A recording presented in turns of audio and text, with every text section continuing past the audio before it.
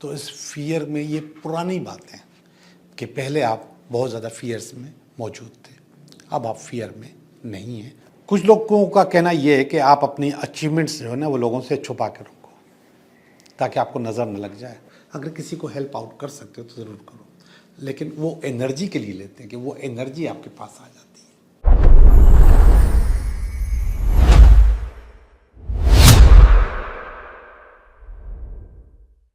Hello दोस्तों, मैं हूँ Liaquat Jogi, Karachi based tarot card reader and palmist, और आप देख रहे हैं मेरा चैनल टैरो बाय जोगी। दोस्तों, जब हम अपने घर पे होते हैं तो वहाँ पे हम सुकून के लिए जाते हैं। सारा दिन काम करते हैं, मेहनत करते हैं, फिर सुकून के लिए हम अपने घरों का रुख करते हैं, अपने घर पहुँचते हैं। लेकिन बाज़ औक़ात हमें अपने घर पर सुकून नहीं मिलता। जो एनर्जी हम जमा करना चाहते हैं, जो एनर्जी हम दोबारा पैदा करना चाहते हैं, वो होती नहीं है। मेरे एक दोस्त हैं, वो अक्सर मुझसे अपने मसाइल पे बात करती हैं,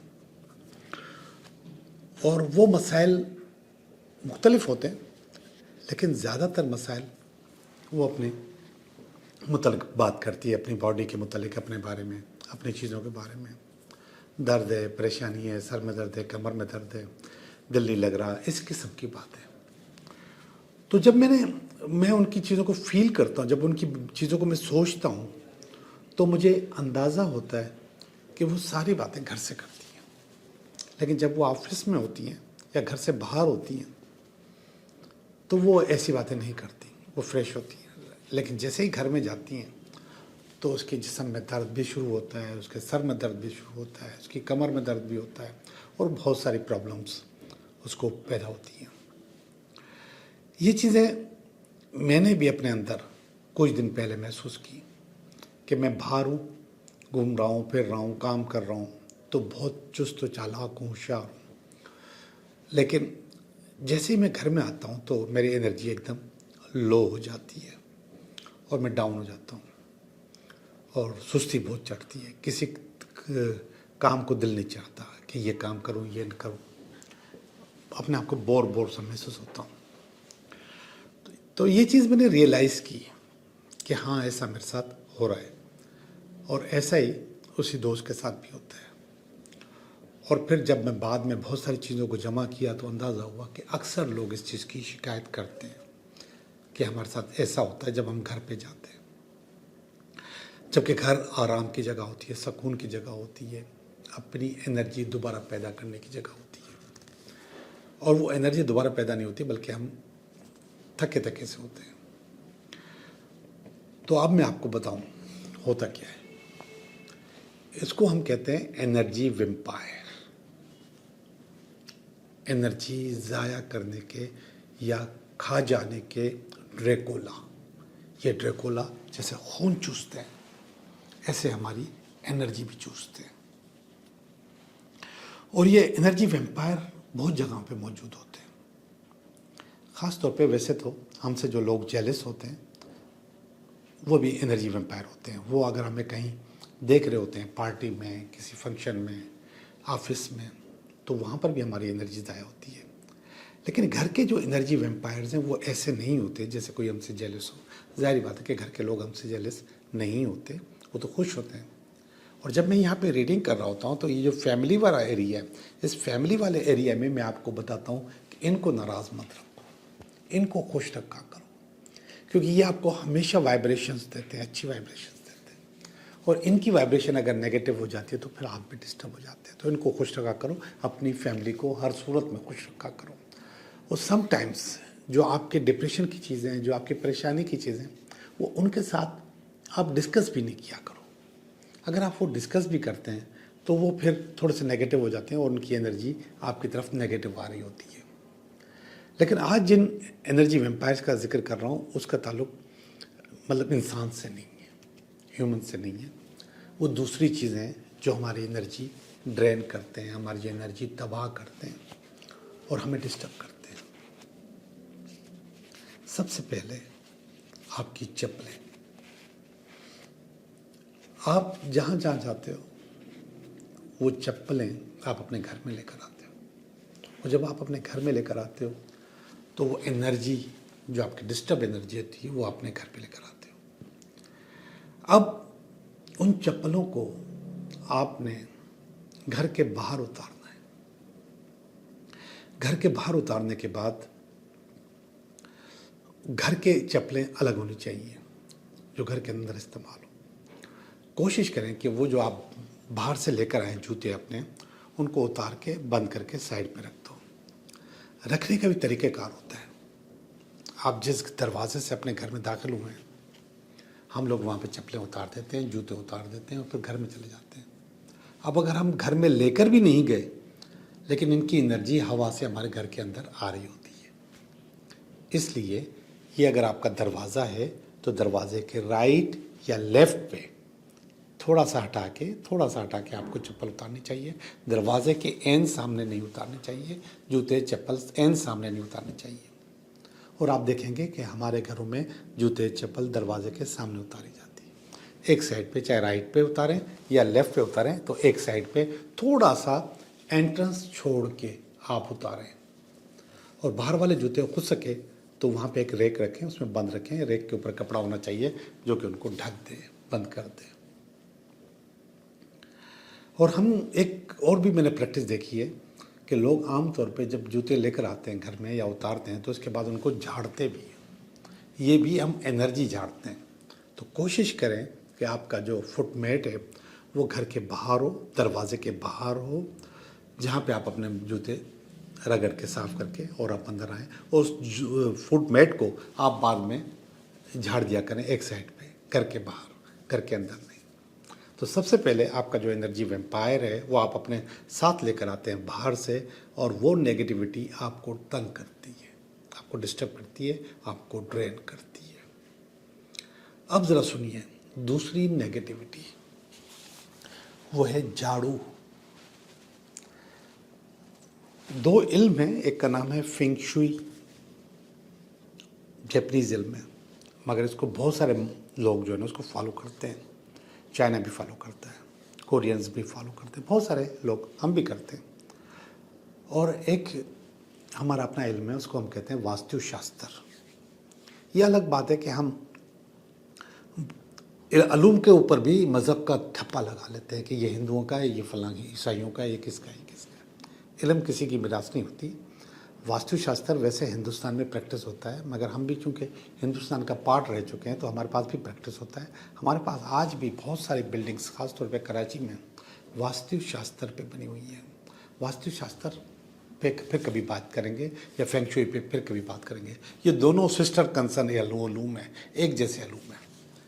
तो वास्तुशास्त्र में झाड़ू देने का या फिर फेंग शुई में झाड़ू देने का एक तरीक़ाकार मुतय्यन है कि इस तरीके से आपको अपने घर को साफ़ करना चाहिए।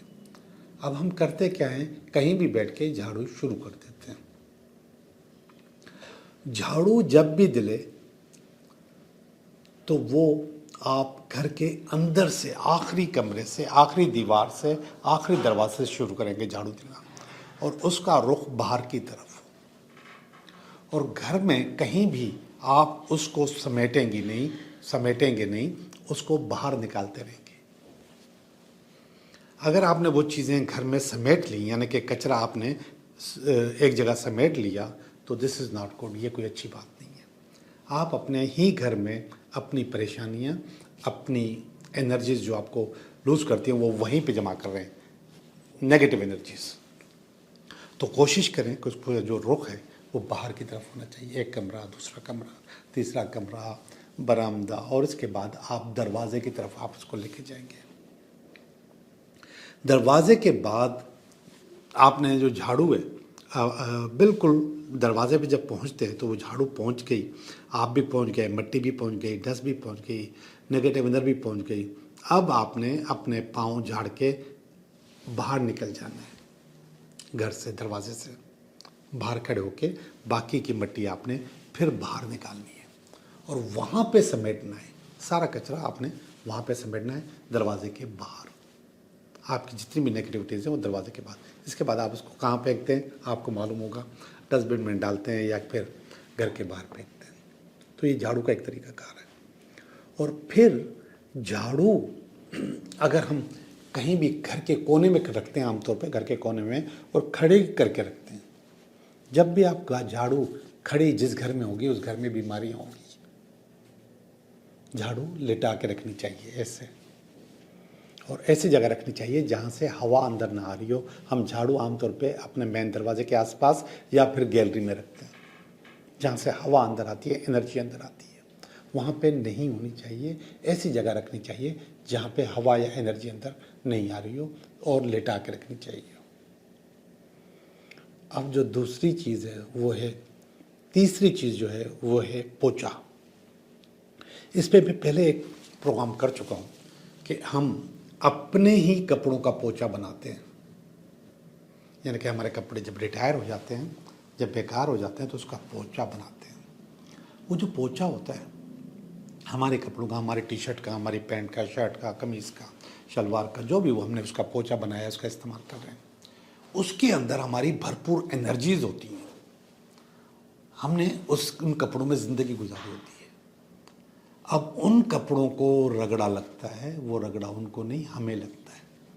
तो हमारी ज़िंदगी में जो एनर्जी के जो रगड़े, जो झटके लगते हैं, वो इस वजह से लगते हैं कि हमने अपने ही कपड़ों का, अपनी ही एनर्जी का पोछा बना दिया। तो वैसा नहीं करना चाहिए, हरगिज़ नहीं करना चाहिए। पोछे के लिए कपड़े आते हैं, आप उनको इस्तेमाल कर सकते हैं। हमें अपने जो वो कपड़े हैं जो हमने इस्तेमाल करना छोड़ दिए हैं, उसको धो के, नमक के पानी के से धो के हमें किसी को दान कर देने चाहिए। धो के करने चाहिए, वैसे नहीं। तो धो के हमें उसको दान कर देना चाहिए किसी को, या फिर उसको फेंक देना चाहिए, जला देना चाहिए। लेकिन बगैर धुले हुए कपड़े भी नहीं देने चाहिए जिसमें हमारा पसीना हो। आपको पता है कि जो तांत्रिक लोग होते हैं, ये जो जादूगर लोग होते हैं, और ये जो लोगों के ऊपर अमलियात कर रहे होते हैं, वो कुछ चीज़ों के ऊपर अमलियात कर रहे होते हैं। नंबर 1, आपके कपड़ों पे आपकी ज्वेलरी अगर उनके हत्थे चढ़ जाए, घड़ी हो, अंगूठी हो, तो उसके ऊपर, इसके अंदर आपकी एनर्जी होती है। या फिर ये लोग आपके बालों के ऊपर करते हैं। आपको पता है ना, ख़वातीन आमतौर पे बाल घुमा के और ऐसे फेंक देती है, नहीं, उसके भी फेंकने का, डिस्पोज करने का तरीका है। या फिर आपके नाखून पर अमल करते हैं, नाखून आपके कटे हुए, तो उसके ऊपर भी अमलियात करते हैं लोग। तो आप इन तमाम चीज़ों को बाकायदा डिस्पोज किया करें, उनको ज़ाया किया करें। किसी के हत्थे न चढ़ें, किसी के हाथ न लगें, तो फिर वो ज़ाया हो जाते हैं और वो चीज़ों पे काम नहीं हो सकता। तो आपको अपना जो पोछा है वो बाज़ार से, मार्केट से जो पोछे मिलते हैं वो परचेस करना चाहिए, और उसको भी उसी जगह पे जहाँ पे एनर्जी अंदर आती है, हवा अंदर आती है, गैलरी में या फिर घर के दरवाजे के पास, वहाँ पे नहीं रखना चाहिए। हो सके तो पोछा देने के बाद उस पोछे को दोबारा धो के फिर आप सुखाने के लिए डालें। धो के, ऐसे नहीं। तो जब सुखाने के लिए ज़ाहिर बात है कि अपने सहन में या फिर हम अपनी गैलरी में डालेंगे तो फिर भी एनर्जी अंदर आती है, मगर जब वो आप धुला हुआ होगा तो फिर वो नेगेटिव एनर्जी नहीं आएगी आपके पास। बहुत सारी चीज़ों में जब हम नमक डाल देते हैं तो वो एनर्जी को ख़त्म कर देता है, निकाल देता है। तो अगर हो सके तो उसके ऊपर आपने नमक के पानी से धो देना है। धो लिया, बाद में जब पानी से निकाला तो 1 चम्मच नमक में डाल दिया, उसमें से निकाल दिया। ऐसे बहुत सारी चीज़ों को कर सकते हैं। ख़वातीन अपने कपड़े जो हैं वो अपनी दोस्तों को भी देती हैं। मर्द हजरात में ये बहुत कम है, लेकिन कभी कभी मर्दों में भी पाया जाता है कि जैसे कोई गरीब दोस्त है और उसको इंटरव्यू के लिए जाना है, तो वो आपसे कहेगा कि यार कोई अच्छा सूट या कम से कम कोट दे दो, टाई दे दो, इस किस्म की चीज़। तो ये भी आपकी एनर्जी डिस्टर्ब कर सकता है और वो आपकी एनर्जी इस्तेमाल भी हो सकती है।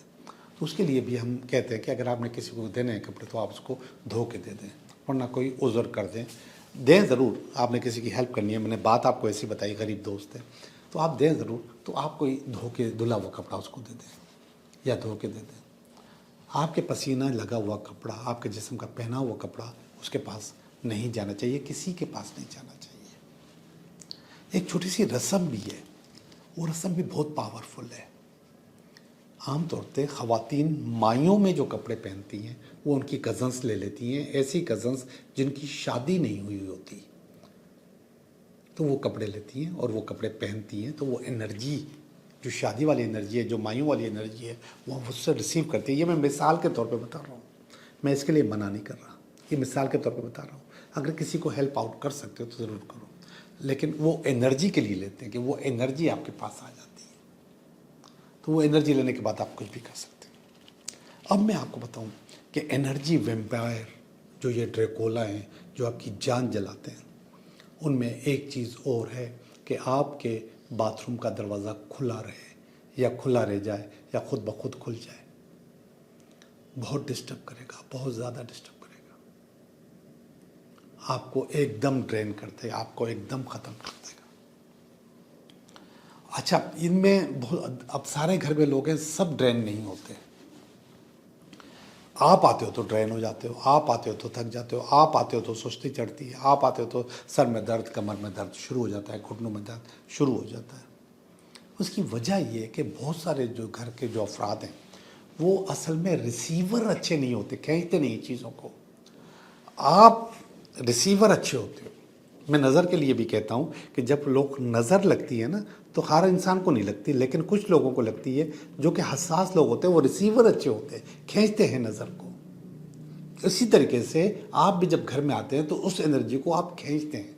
जब आप उस एनर्जी को खींचते हैं तो वो आपकी बॉडी में मुंतकिल हो जाती है और आपके पास सुस्ती, परेशानी, काम में दिल नहीं लगना, गुस्से हो जाना, ये सारी चीज़ें आपके पास आ जाती हैं। तो आपके बाथरूम का दरवाज़ा हमेशा बंद होना चाहिए, वरना उसको मरम्मत करवाएं कि वो बंद रहेगा, खुद ब खुद न खुल जाए। अगर वो खुद ब खुद खुल जाएगा तो आपकी एनर्जी ड्रेन होगी। अब एक आम सी बात बताऊं, आपको बहुत अजीब लगेगा। अगर आपका किचन ख़राब है, आपके पास बर्तन रात को धो के नहीं सोते और जमा करके रखते हैं और सुबह को उठ के धोते हैं, तो ये भी एनर्जी वैम्पायर है, ये भी आपकी एनर्जी करेगा ज़ाया, और इससे आपके पास दो और प्रॉब्लम्स आएंगी, वो बता रहा हूँ अभी आप।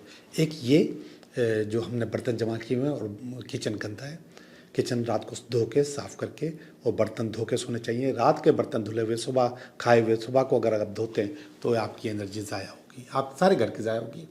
दो नुकसान होंगे। नंबर 1, रिलेशनशिप प्रॉब्लम, घर में लड़ाइयाँ, मियाँ बीवी की, बहन भाइयों की भी, माँ बाप की भी, आपकी अपने माँ बाप से भी, तो लड़ाइयाँ घर में। अगर आपके घर में बर्तन धुले हुए नहीं हैं और ऐसे ही पड़े हुए हैं तो सुबह आप लड़ोगे, सुबह क्या है, कभी भी लड़ोगे। और दूसरा, आपका जो सिंक है, चाहे वो बाथरूम का हो चाहे आपके किचन का सिंक हो, वो नीचे से गंदा है और लीक हो रहा है और उसमें गंदगी जमा है, आपके घर में दोनों प्रॉब्लम्स आएंगी।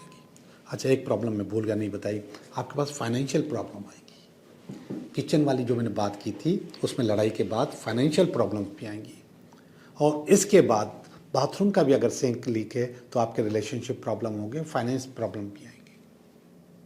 ये एनर्जी वैम्पायर है, ये आपको खा जाते हैं, आपको डिस्टर्ब करते हैं। अब हम कहते हैं कि हमारे हालात अच्छे नहीं हैं, पैसों में बरकत नहीं है। बरकत तो हमने खुद तबाह और बर्बाद कर दी। कोई हर्ज नहीं है ना, सारा दिन काम किया है, 5-10 मिनट और लगा लें, बर्तन धो के सो जाएं, किचन साफ करके सो जाएं। हम किचन को गंदा, और उस गंदे किचन पे रात को कितने हशरात आते हैं, कितने कीड़े आते हैं, कितनी चीज़ें आती हैं, ये एक अलग मसला है। और अगर आप साफ़ करके सोएंगे तो मुझे मालूम है कि उसमें गंदगी, कीड़े या दूसरी चीज़ें नहीं आएंगी। एनर्जी वैम्पायर हम खुद पैदा करते हैं, और वो एनर्जी वैम्पायर हमें ड्रेन करते हैं, हमें तबाह करते हैं, हमारा सुकून तबाह करते हैं, हमारे अंदर गुस्सा लेकर आते हैं, हमारी एफिशिएंसी ज़ाया होती है, हमारा कारोबार ज़ाया होता है, हमारे पैसे ज़ाया होते हैं। तो ये छोटी छोटी चीज़ें, इनको कंट्रोल करें, इंशाल्लाह ज़िंदगी अच्छी गुजरेगी। तो आज का ये इंट्रो था और मैंने अपनी बातें कर ली। अब हम चलते हैं अपनी रीडिंग की तरफ कि ये हफ्ता हमारे लिए कैसा रहेगा। हेलो टॉरस, कैसे हो आप? मैं समझता हूँ कि आप ठीक हैं, इसलिए समझता हूँ आप ठीक हैं कि मैं भी ठीक हूँ। और अल्लाह के करम से इंशाल्लाह हम लोग ठीक रहेंगे, चीज़ें अच्छी होंगी, बेहतर होंगी और ज़्यादा अच्छी होंगी। और इसी के लिए हम काम करते हैं, इसी पे हम तवज्जो देते हैं और यही चीज़ हमारी ज़िंदगी का असासा है कि हम चीज़ों को बेहतर से बेहतर करते चले जाएं। मुश्किलात कि किसी कहीं पर भी ऐसा मुमकिन नहीं है कि मुश्किलात ज़िंदगी में नहीं आती। मुश्किलात ज़िंदगी का हिस्सा हैं, आती रहती हैं, लेकिन उनसे डरना फिर आपको और तबाह कर देता है और उनसे मुकाबला करना मुश्किलात को तबाह कर देता है, भगा देता है, निकाल देता है। तो हम भी इसी फार्मूले पे अमल करते हैं। हम ज़िंदगी से परेशानियां खुद ख़त्म करते हैं, अपनी सोच से, अपने अमल से, अपनी चीज़ों से। तो मैं समझता हूँ कि और ज़्यादा अच्छा लगता है ये कि ज़िंदगी कम्पिटिटिव होनी चाहिए, मुकाबले वाली होनी चाहिए।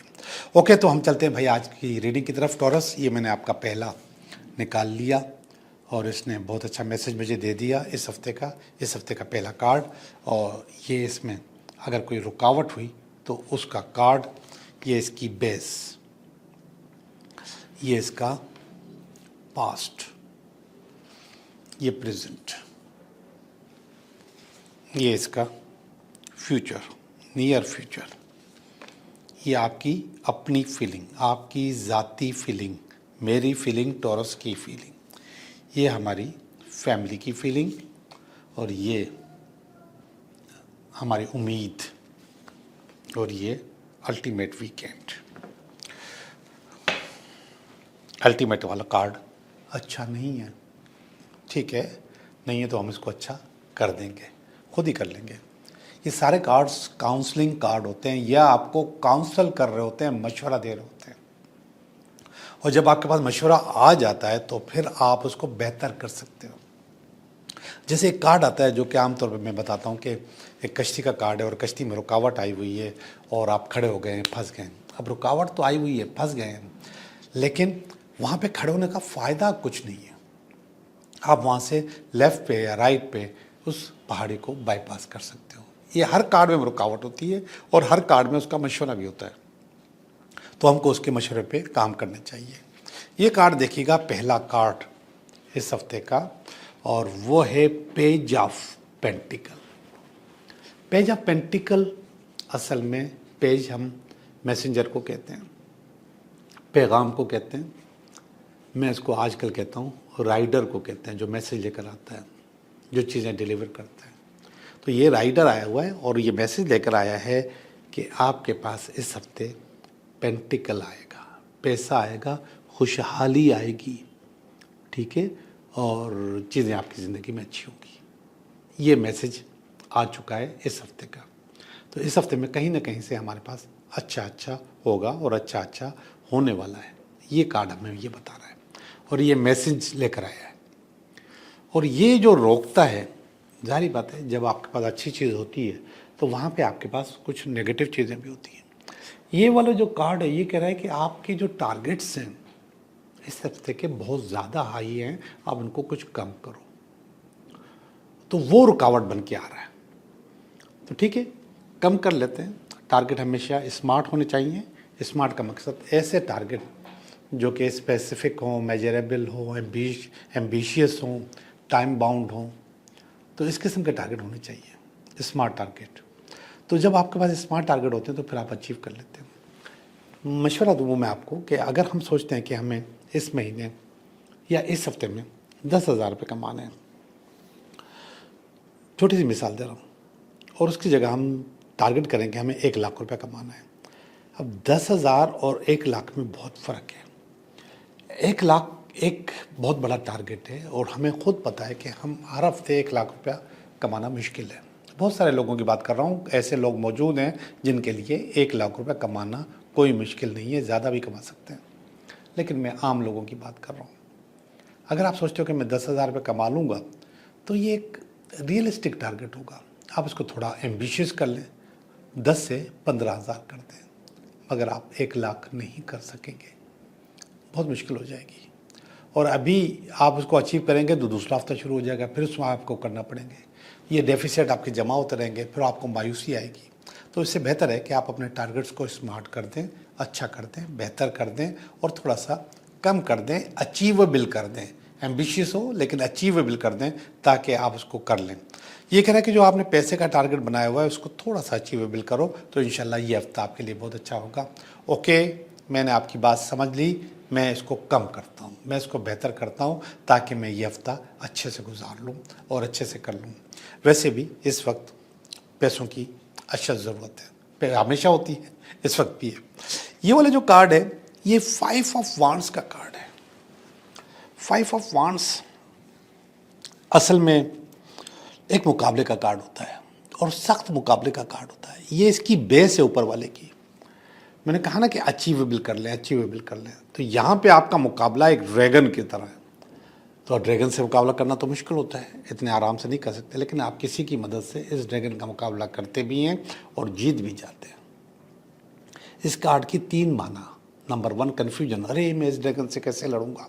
नंबर 2 स्ट्रगल, लेकिन वो कायम रहते हैं और मुकाबला करते हैं। और नंबर 3 सक्सेस, और आखिर में सक्सेस हासिल कर लेते हैं। तो इसी तरीके से इसकी जो बेस है वो आपकी ज़्यादा है। कन्फ्यूजन भी था, स्ट्रगल भी है और सक्सेस भी है। तो ये जो बेस है ज़्यादा है, तो ये कह रहा है कि इसको थोड़ा सा कम कर लें, अचीवेबल कर लें ताकि आप इसको अचीव भी कर सकें। ये पास का कार्ड है, ये 6 ऑफ स्वॉर्ड्स का कार्ड है। स्वॉर्ड्स ज़्यादातर नेगेटिव चीज़ें बताती है, लेकिन इसमें पॉजिटिव कार्ड्स बहुत ज़्यादा होते हैं, वो पॉजिटिव कार्ड्स भी होते हैं। तो ये वाले जो स्वॉर्ड्स हैं ये बड़ी अजीब स्वॉर्ड्स हैं। ये बुनियादी तौर पे हैं तो मुश्किलात 6 स्वॉर्ड्स का मतलब 6 मुश्किलात, लेकिन उन मुश्किलात के बावजूद आप अपने टारगेट्स अचीव कर लेते हो, अपनी मंजिल पे पहुंच जाते हो। यहाँ पे एक कश्ती है जिसमें 6 सुराख हैं और उनमें तलवारें लगी हुई हैं। अब किसी कश्ती में सुराख हो तो वो चल नहीं सकती, वो डूबेगी। लेकिन ये केस में लिखा हुआ है कि आप अपनी मंजिल पे पहुंच जाओगे और पहुंच जाते हो। तो इसका मकसद है कि आपको अपने जो प्रॉब्लम्स हैं उनको ओवरकम खुद ही करना है, खुद ही उनको रोकना है। तो फिर आपका सफ़र जो है ना वो तय हो जाता है, चीज़ें आपके पास अच्छी अच्छी हो जाती हैं। ये कार्ड देखिएगा, 3 ऑफ वांड्स। 3 ऑफ वांड्स भी एक बड़ी रकम के आने की खबर होती है। 3 ऑफ वांड्स असल में कोर्ट केस टाइप की जो रकम होती है उसके आने की खबर होती है। तो इस किस्म की खबर आपको मिल रही है कि आपके पास जो कोर्ट में केस था या जो चीज़ें आपने हासिल करनी थी वो आप हासिल करने में कामयाब हो गए और चीज़ें आपके पास बहुत अच्छी हो गई। ये प्रेजेंट का कार्ड था, तो आपके पास ओवरऑल चीज़ें कुछ न कुछ आ रही हैं। अब यहाँ पे 3 आया है और यहाँ पे 8 आया नियर फ्यूचर में। ये कार्ड भी 3 किस्म की प्रेडिक्शंस करता है। नंबर 1 अच्छे रिलेशनशिप की, नंबर 2 सफ़र की, ट्रैवल की, नंबर 3 कारोबार की, काम की। तो यहाँ पे आप 3 का कार्ड था, यहाँ पे 8 का कार्ड है। तो इसका मकसद है कि आपके पास जो प्रोग्रेस है वो बहुत फास्ट होगी। चीज़ें इस हफ्ते में बहुत फास्ट और बहुत अच्छे तरीके से आपके हाथ में आ जाएंगी और आप उनको अचीव कर लोगे। अब ये वाला जो कार्ड है ये 9 ऑफ कप्स का कार्ड है और ये आया है रीयूनियन वालों के लिए, जो रीयूनियन करना चाहते हैं, अपनी मोहब्बत को वापस बुलाना चाहते हैं या मोहब्बत उनके पास वापस आ रही होती है। ये उनके लिए, सबके लिए नहीं, सारे कार्ड सबके लिए नहीं थे। कोई भी कार्ड किसी को भी रेजोनेट कर सकता है। तो ये प्यार वालों के लिए, मोहब्बत के लिए, आशिक के लिए, शादी का और रीयूनियन का कार्ड है। ये आपकी फैमिली का कार्ड है, 8 ऑफ पेंटिकल, और वह खुश हैं। यू आर मेकिंग मनी, आप पैसे बना रहे हो, आप पैसे कमा रहे हो। और इसी किस्म की वाइब्रेशंस अगर लोग आपको देते रहेंगे तो चीज़ें आपके पास अच्छी अच्छी होंगी। अब एक यहाँ पर मैं आपको मिसाल दूँ वाइब्रेशंस की, कि कुछ लोगों का कहना यह है कि आप अपनी अचीवमेंट्स जो है ना वो लोगों से छुपा के रखो ताकि आपको नज़र न लग जाए कि आपने जो भी अचीव किया वो छुपा के रखो। बताओ नहीं कि मैं इतना कमा रहा हूँ, इतना कर रहा हूँ, ऐसी नौकरी मिल गई, ऐसी जगह शायद। अचीवमेंट छुपा के रखो। और मेरा कहना ये है कि आप बता दो। मेरी अपनी सोच है, क्योंकि जब मैं अपने जैसे लोगों के साथ बैठता हूँ तो वहाँ पर ये इस किस्म की बहस होती है। मैं कहता हूँ बता दो। बताने से क्या होगा कि उसके पास आएगा, यार ये बहुत कमा रहा है, दिस इज़ वाइब्रेशन। इसके बाद बहुत पैसे आ रहे हैं, दिस इज़ वाइब्रेशन। इसने गाड़ी ले ली है, दिस इज़ वाइब्रेशन। इसकी शादी हो रही है, दिस इज़ वाइब्रेशन। तो ये वाइब्रेशंस आपके पास आ रही होती है। नज़र की कार्ड के लिए आप बहुत सारे टोटके कर सकते हैं, लेकिन अपनी वाइब्रेशंस मत रखो। अपनी पावर्स जो आपकी तरफ आ रही है वो मत रोको। ये पावर है आपकी फैमिली की जो ये कह रहे हैं कि आप बहुत कमा रहे हो, आप पैसे बना रहे हो, तो ये वाइब्रेशंस आपको चाहिए और जितनी आपको मिलती रहेंगी उतना अच्छा अच्छा होगा। Very good. लेकिन अभी अभी मैंने ये कहा कि नज़र को रोकने के बहुत सारे तरीके, तो ऊपर वाला जो कार्ड है टेम्परेंस का कार्ड है, ये कह रहा है कि अपने आप को बैलेंस करते भी रहो, अनबैलेंस मत हो, इतना ज़्यादा भी मत चीखो, इतना ज़्यादा भी मत बताओ, इतना ज़्यादा भी मत उछालो, बैलेंस रहो लेकिन छुपाओ नहीं। अच्छा, मुझे डर लगता है, मेरे से एक आदमी आके पूछता है कुछ चीज़ें, तो मैं उसको झूठ बोलते हुए डरता हूँ कि यार मैं झूठ बोलूँगा, अल्लाह मियाँ वैसा झूठ, जैसे लोग कहते हैं ना कारोबार नहीं है, काम नहीं है, बिजनेस नहीं है और ये अच्छा नहीं हो रहा, तो मैंने बोला यार अल्लाह मियाँ नाराज़ ना हो जाए, वो जो शुक्र है हमारा वो डिस्टर्ब हो जाता है।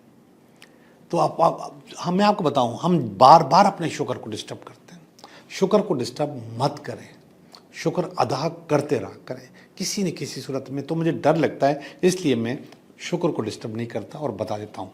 ये कह रहा है इतना ओवर भी नहीं हो, थोड़ा सा अपने आप को कंट्रोल करें, ये टेम्परेंस का कार्ड कह रहा है।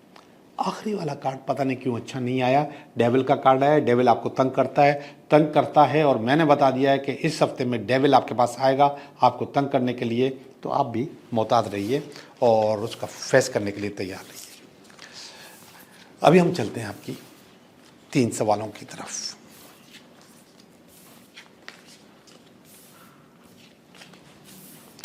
तीन सवाल, आप 3 सवाल बताएं, मैं आपको उनके जवाब बताता हूँ। कोई भी 3 सवाल और उनके जवाब आपको मिल जाएंगे। सवाल नंबर 1, सवाल नंबर 2, सवाल नंबर 3। सवाल नंबर 1 बता रहा है नो, आपका काम नहीं होगा और ना होने की वजह मिस कमिटमेंट है, झूठ बोल रहे हैं आप या झूठ बोला गया है आपसे जिसकी वजह से ये काम नहीं होगा। सवाल नंबर 2, यस आपका काम हो जाएगा, बस अपनी प्रायोरिटीज़ बरकरार रखना, जो चीज़ आपने सोची है उसी की तरफ नज़र रखिएगा, दूसरी तरफ मत जाइएगा वरना आप डिस्टर्ब हो जाएंगे। सवाल नंबर 3, सॉरी आपका काम नहीं हो सकता, बल्कि जो आपने उम्मीद रखी है वो उम्मीद भी आपकी पूरी नहीं होगी। आप लोगों का बहुत बहुत शुक्रिया।